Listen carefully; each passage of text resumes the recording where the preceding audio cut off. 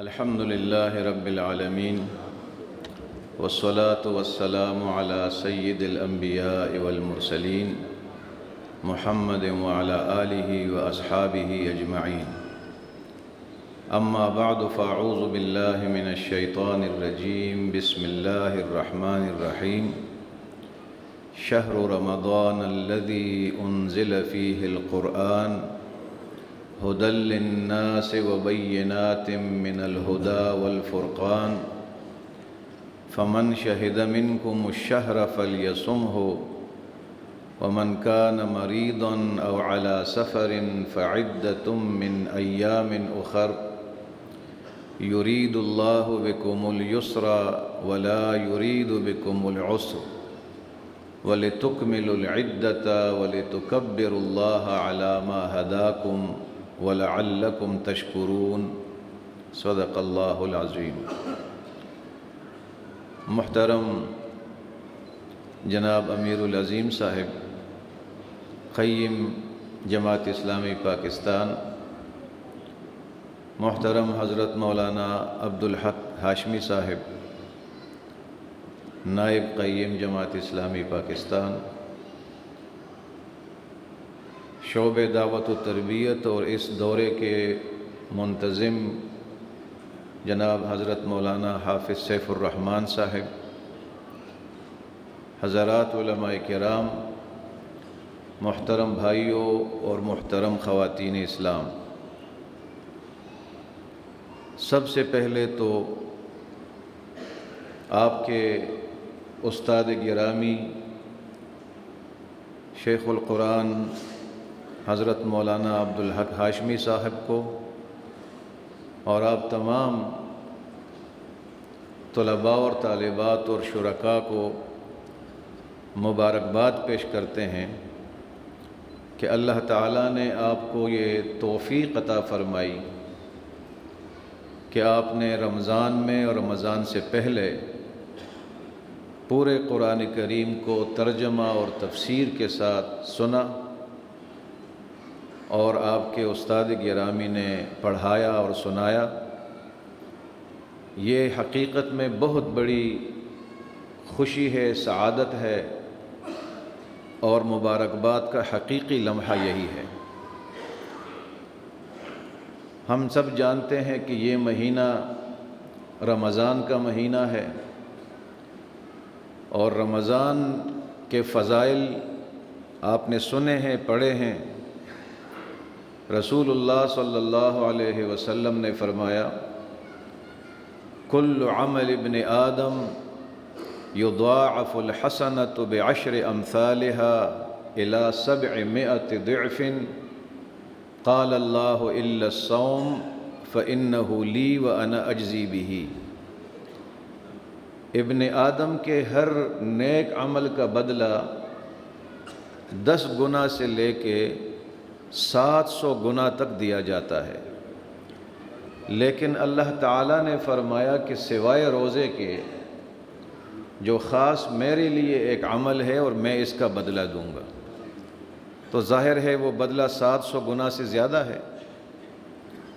یا حدیث میں آتا ہے للصائم فرحتان فرحۃ عند فطرہ و فرحۃ عند لقاء ربہ. روزہ دار کے لیے 2 خوشیاں ہیں، وہ 2 خوشیاں محسوس کرتا ہے. ایک فرحت اور خوشی اس کو روزہ افطار کرتے وقت ملتی ہے، اور دوسری خوشی وہ محسوس کرے گا جب وہ اپنے رب سے ملاقات کرے گا. تو رب سے ملاقات کے وقت اس روزے کا بدلہ دکھایا جائے گا تو خوش ہوگا. یا حدیث میں آتا ہے کہ من صام رمضان ایمانا واحتسابا غفر له ما تقدم من ذنبه. جس نے رمضان کے روزے اللہ تعالیٰ کی رضا کے لیے رکھیں تو اس کے سارے گناہ معاف ہو جائیں گے. اس طرح کئی فضائل ہیں جو آپ کو معلوم ہے، لیکن سوال یہ ہے جس پر غور کرنے کی ضرورت ہے کہ یہ فضیلت رمضان کی کس وجہ سے ہے. اس لیے کہ یہ رمضان کے مہینے، دن اور رات، یہ تو سب اللہ نے پیدا کیے ہیں. یہ تو ظرف ہے، ظرف زمانہ ہے، تو زمانہ تو سب اللہ تعالیٰ کی پیدا کردہ ایک مخلوق ہے، تو وجہ کیا ہے کہ رمضان میں یہ فضائل ہیں، اب رمضان کے بعد شوال میں پھر معاملہ مختلف ہے، ایک فرض عبادت کا بدلہ ایک فرض کے برابر ہے، رمضان میں 70 فرضوں کے برابر ہے۔ تو یہ ہے بڑا اہم سوال کہ اس فضیلت کی وجہ ہمیں معلوم ہو جائے۔ تو اس کی وجہ اس آیت میں، سورہ بقرہ کی جو آیت میں نے تلاوت کی ہے، اس آیت میں رب العالمین نے، خالق کائنات نے خود وہ وجہ بتائی ہے، سبب بتایا ہے کہ شہر رمضان الذی انزل فیہ القرآن، یہ حقیقت میں نزول قرآن کا مہینہ ہے، یہ ساری فضیلت قرآن کریم کی وجہ سے ہے۔ انا انزلناہ فی لیلۃ القدر، وہ قدر والی رات بھی اسی مہینے میں ہے، یا سورہ دخان میں ہے انا انزلناہ فی لیلۃ مبارکہ، تو وہ لیلۃ مبارکہ بھی اسی رمضان میں ہے۔ اب دوسرا سوال یہ ہے کہ نزول قرآن کا مقصد کیا ہے؟ محترم قیم جماعت نے ساری بات بڑے جامع اور بہترین انداز میں اختصار کے ساتھ آپ کے سامنے رکھی ہے، میری باتیں بھی وہی ہے، اس کا ذرا انداز مختلف ہے کہ نزول قرآن کا مقصد کیا ہے۔ یہ فضیلت جو قرآن کی وجہ سے ہے، تو قرآن کی نزول کا بھی تو کوئی مقصد ہوگا۔ اس کا جواب بھی اس آیت میں ہے کہ شہر رمضان الذی انزل فیہ القرآن ھدی للناس، یہ ہدایت ہے انسانوں کے لیے، رہنمائی ہے انسانوں کے لیے، پوری انسانیت کے لیے۔ وبینات من الہدی، اور ہدایت کے واضح دلائل ہیں قرآن میں جو ہر ایک بڑی آسانی سے سمجھ سکتا ہے۔ والفرقان، اور یہ قرآن فرقان ہے۔ فرقان کہتے ہیں اس چیز کو جو حق اور باطل کے درمیان تمیز کرنے والی ہو۔ الفارق بین الحق والباطل، حق اور باطل کے درمیان تمیز کرنے والی کتاب، فرق کرنے والی کتاب، جس کو آپ کسوٹی کہہ سکتے ہیں، کرائیٹیرین کہہ سکتے ہیں۔ کون سی بات سچ ہے اور کون سی بات جھوٹی ہے، تو ہم اور آپ اگر یہ بات کرتے ہیں اس میں اختلاف ہو سکتا ہے، لیکن قرآن کریم نے جس کو سچ کہا وہی سچ ہے، اور جس کو جھوٹ کہا وہ جھوٹ ہے، حق اور باطل کا معیار ہے۔ تو اس سے مقصد نزول واضح ہو گیا کہ یہ ہدایت ہے اور رہنمائی ہے۔ اب آپ اگر غور فرمائے تو اس میں یہ نہیں بتایا کہ یہ ہدایت ہے نماز کے مسائل میں، یہ راستہ بتاتا ہے روزے کے مسائل کے بارے میں یا حج کے مسائل کے بارے میں، یہ ذکر نہیں ہے، بلکہ مطلق لفظ ہے، ھدی للناس، ہدایت ہے۔ اب کس چیز میں ہے تو اس کا ذکر نہ کرنا وہ سگنیفیکنٹ ہے، اس کا فائدہ ہے، معنویت ہے اس کے اندر۔ ذکر نہ کرنا یہ اس لیے ہے کہ یہ زندگی کے ہر شعبے میں ہدایت ہے، کسی ایک شعبے کا ذکر نہ کرنا یہ اس بات کے لیے ہے کہ زندگی کے ہر گوشے میں، ہر شعبے میں ہدایت ہے اور رہنمائی ہے، کوئی ایک گوشہ اس سے باہر نہیں ہے۔ تو پھر آگے فرمایا کہ جو بھی آپ میں سے اس مہینے میں موجود ہو، عاقل ہے، بالغ ہے، بیمار نہیں ہے، تو روزے رکھیں۔ اور آگے فرمایا کہ یہ روزے اس لیے رکھو لِتُكَبِّرُوا اللَّهَ عَلَى مَا هَدَاكُمْ، تاکہ تم اللہ تعالیٰ کی کبریائی بیان کرو اس ہدایت پر جو اللہ نے تمہیں دی ہے۔ روزے کے اس عبادت کے ذریعے اللہ کا شکر ادا کرو، کبریائی بیان کرو کہ اللہ تعالیٰ نے تمہیں راستہ بتایا ہے، رہنمائی دی ہے۔ اب جب یہ ہدایت ہے زندگی کے ہر شعبے میں، تو ہدایت کی کتاب عملاً اس کو بنانا چاہیے۔ قرآن کریم میں آپ نے پورے رمضان میں، پورے دورے میں سارے احکامات وہ بھی سن لیے، زندگی کے مختلف گوشے سے متعلق۔ تعاونوا علی البر والتقوی ولا تعاونوا علی الاثم والعدوان، یہ بھی قرآن کی آیت ہے۔ نیکی کے کام میں ہر ایک کے ساتھ تعاون کرو اور گناہ کے کام میں تعاون نہ کرو۔ ایک جنرل پرنسپل ہے، ایک عام اصول ہے۔ اس کو نہیں دیکھنا کہ یہ جو نیکی کا کام ہے تو نیکی کا، لیکن اس کو کرنے والا، اٹھانے والا یہ میری پارٹی کا نہیں ہے، میری جماعت کا نہیں ہے، تو ہے تو نیکی کا لیکن اٹھانے والا تعلق اس کا میری جماعت سے نہیں ہے تو میں بیٹھ جاؤں گا۔ برائی کا کام ہے لیکن وہ کرنے والا میری جماعت کا ہے، میری برادری کا ہے، تو اب برا کام ہے جو بھی ہے، لیکن اب کیا کریں، ہم تو ایک پارٹی میں ہیں، ایک برادری میں ہیں۔ یہ قرآن کا اصول نہیں ہے، یہ قرآنی ہدایت نہیں ہے۔ اسی طرح آپ نے پڑھا کہ غیبت نہ کرو، لا یغتب بعضکم بعضا، آپ نے وصیت کے بارے میں احکام پڑھے، مختلف گوشوں کے بارے میں بڑی بڑی اصولی باتیں ہیں اور اس کی تشریح پھر احادیث کے اندر ہے۔ تو اگر ہم یہ کہہ لیں کہ دو گوشے ہیں انسانی زندگی کے، ایک ہے انفرادی دائرہ اور دوسرا ہے اجتماعی دائرہ، تو اجتماعی دائرے کے بارے میں احکام آپ نے پڑھ لیے، سن لیے، احادیث اس کی تشریح ہے، تو ان پر عمل کرنا یہ کتاب ہدایت بنانا ہے۔ نماز ہے، ہم کہیں بھی پڑھ سکتے ہیں، غیر مسلم ملک میں بھی نماز پر پابندی نہیں ہے۔ حج کے لیے، عمرے کے لیے جانا، ذکر و اذکار کرنا، والدین کے حقوق، پڑوسیوں کے حقوق، معاشرتی حقوق، ان سب پر چلیں گے، عمل کریں گے تو رمضان کے فوائد بھی ہمیں حاصل ہوں گے اور تبدیلی بھی آئے گی۔ ورنہ یہ بھی آپ کو معلوم ہے بہت سے لوگوں کو رمضان بھوک اور پیاس کے علاوہ کوئی اور چیز ان کو نہیں ملتی، اس کے ثمرات ان کو نہیں ملتے۔ لیکن جس بات کی طرف پہلے صراحت کے ساتھ وہ بات ہوئی ہے مختصر انداز میں، وہ واقعی اس کو فوکس کرنے کی ضرورت ہے۔ وہ یہ ہے کہ اجتماعی نظام سے متعلق بڑے احکام ہیں اس قرآن کریم میں۔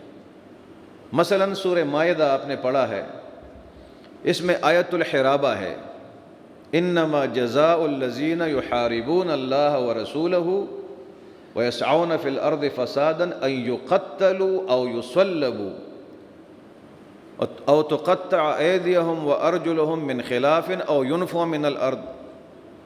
اب یہ جو آیت الحرابہ ہے، یہ تو انفرادی سطح پر اس پر آپ عمل نہیں کر سکتے۔ جو لوگ فساد پھیلاتے ہیں زمین میں، اللہ اور اللہ کے رسول کے ساتھ جنگ ہے، ڈاکہ زنی کرتے ہیں، زبردستی مال لے کر لوگوں کو قتل کرتے ہیں، تو ان کی سزا یہ ہے کہ ان کو عبرتناک طریقے سے قتل کیا جائے۔ ان یقتلوا، اس میں مبالغہ ہے، عبرتناک طریقے سے، او یصلبوا، یا ان کو سولی پر لٹکایا جائے، یا ان کے ہاتھ اور پیر مخالف جانب سے کاٹ دیے جائیں۔ تو یہ تین قسم کے جرائم ہیں۔ ایک وہ جرم ہے کہ ایک انسان زبردستی کسی کو قتل بھی کرے، کسی کا مال بھی لے لے، علانیتاً مال لینا، سرقہ الگ ہے، سرقہ چھپ کر مال لینے کو کہتے ہیں۔ علانیہ سامنے آ کے اس کے مال کے لیے کسی کو قتل کر دے اور مال لے جائے، تو اس کی سزا یہ فساد فی الارض ہے، اس کی سزا یہ ہے کہ عبرتناک طریقے سے قتل کرو، سولی پر لٹکا دو تاکہ لوگ عبرت حاصل کریں۔ لیکن اگر وہ کسی کو قتل نہ کرے لیکن ویسے مال لے کر چلا جائے، زبردستی مال لے کر بھاگ جائے، تو اس کی سزا آپ نے سنی ہے کہ اس کے ہاتھ اور پیر مخالف جانب سے کاٹ دیے جائیں تاکہ وہ اس معاشرے میں نہ زندہ رہے نہ مردہ، عبرت کا نشان بن کر رہیں۔ اور تیسرا وہ شخص ہے جو کسی کو قتل بھی نہ کرے، مال بھی نہ لے جائے، لیکن ویسے خوف پھیلائے، دہشت پھیلائے، اس کا آپ نے پڑھ لیا ہے، ینفوا من الارض، ان کو زمین سے بے دخل کیا جائے، یا تو ایک علاقے سے دوسرے علاقے میں بھیجا جائے قاضی اور جج، اور یا اس کو جیل میں ڈالا جائے، اور وہ ڈسکریشنری پاور ہے قاضی کی کتنا عرصہ جیل میں رکھنا ہے۔ یہ میں مثال دے رہا ہوں کہ یہ کام ایک داعی اور مبلغ تو نہیں کر سکتا، یہ بیان تو کر سکتے ہیں لیکن اس پر عمل ہم کیسے کر سکتے ہیں بغیر ریاست کے، بغیر اجتماعی نظام کے، بغیر اسلامی ریاست کے؟ اور یہ جو ہم کہتے ہیں کہ امن و امان کا مسئلہ ہے اور امن و امان نہیں ہے، اور یہ امن کیسے قائم ہوگا، تو وہ آرٹیفیشل اور مصنوعی طریقوں سے آپ امن قائم نہیں کر سکتے۔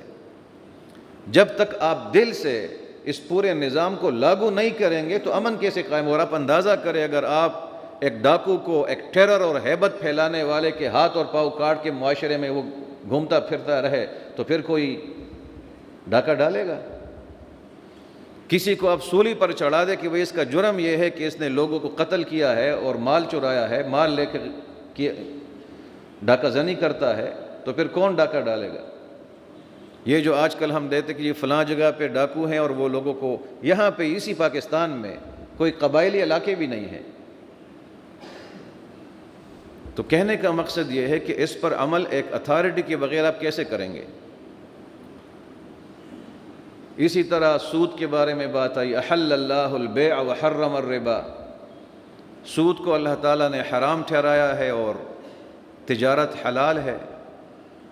سودی نظام تو بینکوں سے، تقریر سے تو نہیں نکل سکتا۔ وَلَكُمْ فِي الْقِصَاصِ حَيَاتٌ یا اُولِي الْأَلْبَابِ، نظام قصاص جو ہے اس کے لیے تو اتھارٹی نظام چاہیے۔ تو یہ پورا دورہ جو آپ نے پڑھا ہے، یہ تو احکام آپ نے پڑھے ہیں، نظام پورا پڑھا ہے۔ یہ صرف ثواب کی نیت سے پڑھنا اور سیکھنا اور پھر جانا یہ تو نہیں ہے، یہ تو عمل کے لیے ہے۔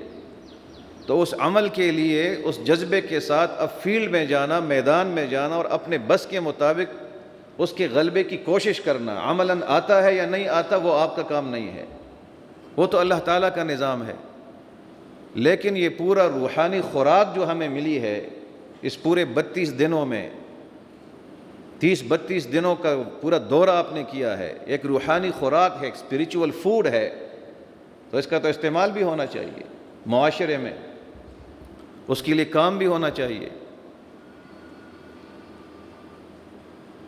اب آپ دیکھیں، یہ اسی سورہ مائدہ میں 50 نمبر آیت آپ نے پڑھی ہوگی، شروع میں تو کافی عرصہ ہوا آپ نے، تو اب 32-30 دن گزرے ہیں، مہینہ، لیکن 50 نمبر آیت ہے سورہ مائدہ کی، افحکم الجاہلیت یبغون، آیا یہ جاہلیت کے فیصلوں پر فیصلے چاہتے ہیں، جاہلیت کے قوانین پر عمل چاہتے ہیں؟ تو اس آیت کے نیچے تفسیر ابن کثیر میں مثال دی ہے اس عظیم مفسر نے چنگیز خان کے مجموعے قوانین کا، مثال ہے، اس تفسیر میں مثال موجود ہے کہ چنگیز خان جو ہے اس نے یہ 13ویں صدی میں ایک مجموعے قوانین بنایا تھا، اس کا نام رکھا تھا یساق، یا بعض اس کو یاسا بھی کہتے ہیں۔ اس میں کچھ قوانین یہودیت سے لیے تھے، کچھ نصرانیت سے لیے تھے، اور کچھ بدھ مت سے لیے تھے، اور کچھ اس کے اپنے کچھ قوانین تھے بنائے ہوئے۔ اس پورے مجموعے قوانین کو اس نے نام دیا تھا اور وہ وہاں پر رائج تھا۔ تو اس آیت کے ذیل میں علامہ ابن کثیر رحمہ اللہ نے لکھا ہے کہ افحکم الجاہلیت یبغون کا ایک مصداق یہ ہے، آیا یہ جاہلیت کے فیصلوں پر عمل کرتے ہیں؟ یہ یساق تو ہے، تو جاہلیت کا فیصلہ ہے، نزول قرآن سے پہلے جو نظام تھا وہ تو جاہلیت کا تھا۔ اب آپ غور فرمائے کہ پاکستان میں یہاں جو مجموعہ قوانین ہے وہ کیا ہے؟ آیا یہ اسی طرح کا ملغوبہ نہیں ہے؟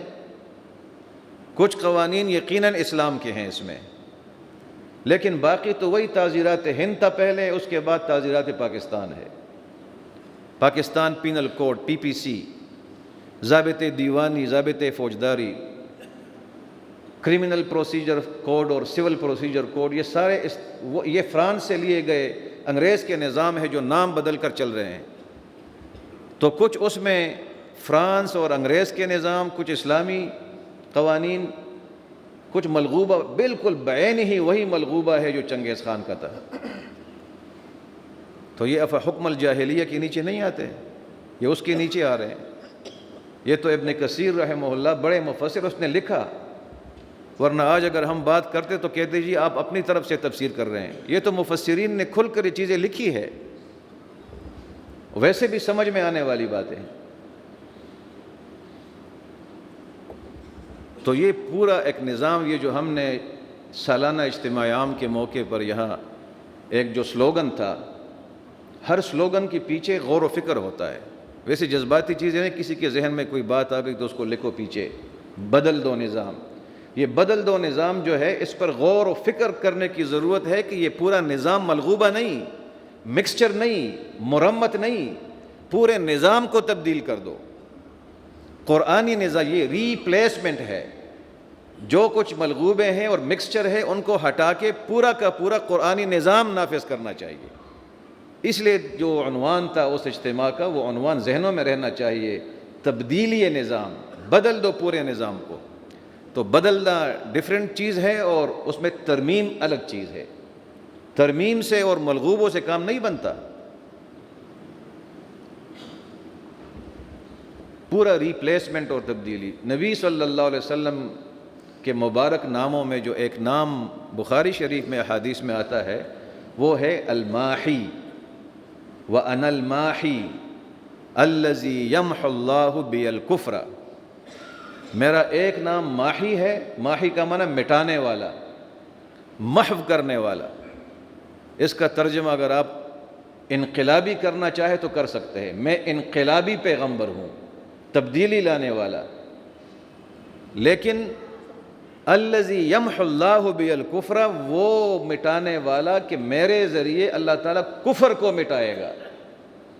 اب یہاں پہ یہ نہیں بتایا کہ ابو جہل کو مٹانا، ابو لہب وہاں تھا اس کو مٹانا. افراد کے نام نہیں لیے، نظام کا نام لیا. میں وہ ماحی ہوں کہ میرے ذریعے کفر کو اللہ تعالیٰ مٹائے گا. تو آج کفر کا علمبردار ابو جہل ہوگا، کل کوئی اور ہوگا. تو ہمیں نظام کی بات کرنی ہے اور یہ قرآن کا پورا میسیج ہے اور پیغام ہے. یہ پورا نظام اگر اس طرح غالب ہوتا تو کیا یہ آج کل جو ہمارے ساتھ جو کچھ ہو رہا ہے، ایران بالکل اکیلا کھڑا ہے اسرائیل اور امریکہ کے مقابلے میں. کچھ ممالک ہیں جن کے پاس دولت ہے تیل کی، اور ایک ملک ہے پاکستان جس کے پاس ایٹمی طاقت ہے، لیکن اس کا فائدہ بتاؤ. اگر واقعتاً قرآنی نظام غالب ہوتا اور اسلامی ریاست یہاں صحیح معنوں میں اسلامی ریاست ہوتی تو کیا ہم تماشا دیکھتے؟ یہ تو بہت بڑی پاور اللہ تعالیٰ نے آپ کو دی ہے. پورے سفارتی محاذ کو ایکٹیو کر کے اس پورے ظلم بربریت کا تماشا نہ دیکھتے، بلکہ پرو ایکٹیو کردار ادا کرتے اور بتاتے کہ ایک ظالم ہے، ایک مظلوم ہے. شیعہ سنی کی گردان یہ بھی چھوڑنی چاہیے، اس میں کچھ لوگ لگے ہوئے، اس سے کس کا اختلاف ہے؟ ہمارے اور ان کے عقائد کے درمیان جو فرق ہے وہ تو سب کو معلوم ہے. اس وقت وہ گردان کرنا، یہ فائدہ کس کو پہنچا رہا ہے؟ یہ چیز اسرائیل اور امریکہ کو. اس وقت ایک ظالم ہے اور دوسرا مظلوم ہے. تو جب دوسرا مظلوم ہے اور دنیا کے مروجہ قوانین کے لحاظ سے بھی مظلوم ہے، آپ کا یونائٹڈ نیشن ہے، آپ کے مختلف چارٹرز ہیں، اسلامی قوانین ہے، دنیاوی ہر قانون کے پیمانے پر وہ مظلوم ہے اور باقی ظالم ہے. تو ایک قرآنی نظام والا صحیح معنوں میں ملک اور ریاست، کیا وہ تماشا دیکھتا؟ اتنی بڑی قوت ہے لیکن آپ کو خوف محسوس ہو رہا ہے. بالکل اکیلے چھوڑ دیا ہے ایران کو. اسلامی ممالک آج اگر اکٹھے ہو جائے اور ان کو کہیں امریکہ کو کہ ہم یہ مزید برداشت نہیں کر سکتے، آپ ظلم کر رہے ہیں، تو وہ تو ویسے بھی مالی لحاظ سے اور فائنینشلی تو امریکہ ڈوب رہا ہے. ان کے اپنے ملک کے اندر آوازیں اٹھ رہی ہے. پاکستان ایک ایٹمی طاقت ہے، وہ ان سب کو لے لیں اور سامنے بیٹھ جائے کہ آپ ظلم کر رہے ہیں، ہم اس میں آگے آپ کا ساتھ نہیں دے سکتے، بلکہ ہم پروٹیکٹ کریں گے ایران کو. اور یہ جو ایٹمی طاقت ہے یہ ہم نے انسانوں کو تباہ اور برباد کرنے کے لیے نہیں بنایا، لیکن دفاع کے لیے بنایا ہے. مظلوم کے حق میں ہم اس کو استعمال بھی کر سکتے ہیں. آپ نے دیکھا کہ جو 12 دن کا پہلے حملہ کیا تھا جون میں اسرائیل نے ایران پر، اس کا انہوں نے ایک نام رکھا تھا. اس پورے حملے کا نام رکھا تھا رائزنگ لائن. رائزنگ لائن، وہ شیر، اٹھنے والا شیر. اور یہ جو حملہ اس وقت کیا ہے اس کا نام رکھا ہے رورنگ لائن. رورنگ لائن، غراتا ہوا، چنگاڑتا ہوا شیر. اب یہ نام جو رکھتے یہ ویسے تو نہیں رکھتے. اس میں واضح اشارہ ہے رجیم چینج کو کہ لوگوں اٹھو، حکومت تبدیل کرو۔ تو کبھی رجیم چینج، کبھی کہتے نیوکلیر ہتھیار بنا رہا ہے۔ اگر آپ غور فرمائے تو 1995 سے اسرائیل کہہ رہا ہے کہ ایران ایٹمی ہتھیار بنا رہا ہے۔ 1995 میں ان کا ایک سٹیٹمنٹ آیا تھا، اور اگر ہم نے پریمپٹیو وار نہیں کیا، اقدام نہیں کیا، تو اگلے سال 2 میں وہ ایٹمی ہتھیار بنائے گا۔ یہ تو 2026 ہے۔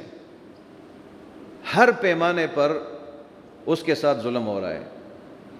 میرے کہنے کا مقصد یہ ہے کہ اگر حقیقی معنوں میں قرآنی غلبے کا نظام قائم ہو جائے، ایک ریاست میں بھی قائم ہو جائے، تو کسی کی جرت پھر نہیں ہو سکتی کہ وہ ایک مظلوم اور برادر اور اسلامی ملک کے اوپر حملہ کرے۔ تو یہاں آپ نے یہ سارا تفصیل کے ساتھ پڑھا، تفسیر کے ساتھ، پہلے سے آپ لوگوں کے علم میں ساری چیزیں ہیں، ایک روحانی ماحول سے آپ گزرے ہیں۔